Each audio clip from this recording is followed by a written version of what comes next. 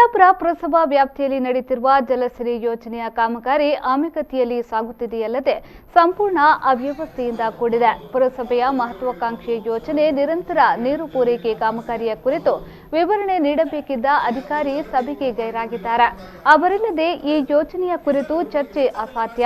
ಅಧಿಕಾರಿ ಸಮಯ ಪಡೆದು ಮತ್ತೊಮ್ಮೆ ಸಭೆ ಕರೆಯಬೇಕು. ಅಲ್ಲಿಯ ತನಕ ನಡೆಯುತ್ತಿರುವ ಕಾಮಗಾರಿಯು ಬಂದ್ ಮಾಡಬೇಕು ಎಂದು ಹಿರಿಯ ಸದಸ್ಯ ಮೋಹನ್ ದಾಸ್ ಶೆಣೈ ಆಕ್ರೋಶ ವ್ಯಕ್ತಪಡಿಸಿದರು. ಕುಂದಾಪುರ ಪುರಸಭೆಯ ಡಾಕ್ಟರ್ ವಿ.ಎಸ್. ಆಚಾರ್ಯ ಸಭಾಂಗಣದಲ್ಲಿ ಕುಡಿಯುವ ನೀರು ಹಾಗೂ ಒಳಚರಂಡಿ ಯೋಜನೆಯ ಕುರಿತು ನಡೆದ ವಿಶೇಷ ಸಭೆಯಲ್ಲಿ ಅವರು ಮಾತನಾಡಿದರು.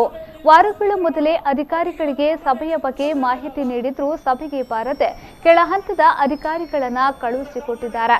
ಚುನಾಯಿತ ಸದಸ್ಯರ ಮಾತಿಗೆ ಅಧಿಕಾರಿಗಳು ಮನ್ನಣೆ ಕೊಡೋದಿಲ್ಲ ಎಂದಾದ್ರೆ ಸಾಮಾನ್ಯ ಜನರ ಕಷ್ಟಗಳಿಗೆ ಹೇಗೆ ಸ್ಪಂದಿಸುತ್ತಾರೆ? ಇದು ಸುದೀರ್ಘ ಚರ್ಚೆ ನಡೆಯಬೇಕಾದ ವಿಚಾರ. ಸಾಮಾನ್ಯ ಸಭೆಯಲ್ಲಿ ಸಮಯಾವಕಾಶದ ಕೊರತೆ ಇರುವುದರಿಂದ ಅಲ್ಲಿ ನಮ್ಮ ದಿಕ್ಕು ತಪ್ಪಿಸಿ ನಡೆಯುತ್ತಾರೆ. ಸುದೀರ್ಘ ಚರ್ಚೆ ನಡೆಸುವುದಕ್ಕೋಸ್ಕರವಾಗಿ ಅಧ್ಯಕ್ಷರು ಹಾಗೂ ಮುಖ್ಯಾಧಿಕಾರಿಗಳಿಗೆ ಹಠಕ್ಕೆ ಬಿದ್ದು ನಾವೆಲ್ಲರೂ ಸೇರಿ ವಿಶೇಷ ಸಭೆಯನ್ನ ನಡೆಸಲು ಹೇಳಿದ್ದೇವೆ. ಹಲವು ವರ್ಷಗಳ ಕನಸಿದು.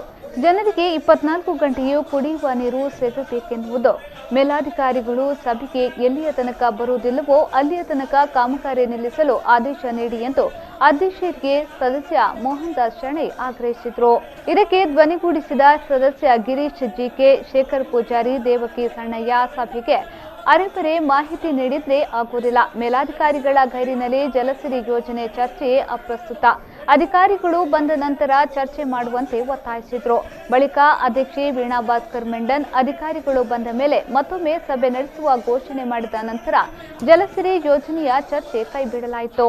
ಸದಸ್ಯ ಚಂದ್ರಶೇಖರ್ ಕಾರ್ವಿ ಮುಂದಿನ ಸಭೆ ನಡೆಯುವ ತನಕ ಕಾಮಗಾರಿಗೆ ಅವಕಾಶ ನೀಡುವಂತೆ ಸಲಹೆ ನೀಡಿದರು. ಶಾಸನಬದ್ಧವಾಗಿ ಅವುಗಳಲ್ಲಿ ಮಾತಾಡಬೇಕು. ಪಾರ್ಲಿಮೆಂಟ್ ಮತ್ತೆ ವಿಧಾನಸೌಧ ಇಲ್ಲಿ ನಾವು ಮಾತಾಡಿದ್ರೆ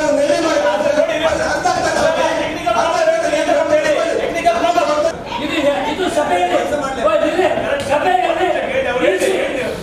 ಎದುರುಗಡೆಗೆ ಎಂಪಿಗಳು ಹೇಳುವಂಥದ್ದು ಯಾರೋ ಕಾಂಟ್ರಾಕ್ಟ್ ಸಂಬಂಧಪಟ್ಟವರನ್ನು ಕರೆಸಿ ದುಡ್ಡಿನ ಅಂತ ಹೇಳಿದಾಗ ಯಾವುದೋ ಒಂದು ಫೈನಾನ್ಷಿಯಲ್ ಅಲ್ಲಿ ದುಡ್ಡಿನ ವ್ಯವಸ್ಥೆಯನ್ನು ಮಾಡಿಸಿ ಕೆಲಸವನ್ನು ಮುಂದುವರಿಸಕ್ಕೆ ಹೇಳ್ತಿರುವಂಥದ್ದು ಅಲ್ವಾ ಅಂತ ಹೇಳಿ ಕುಂದಾಪುರ ಪುರಸಭೆ ಅಧ್ಯಕ್ಷೆ ವೀಣಾ ಭಾಸ್ಕರ್ ಮೆಂಡನ್ ಅಧ್ಯಕ್ಷತೆಯನ್ನು ವಹಿಸಿದ್ರು.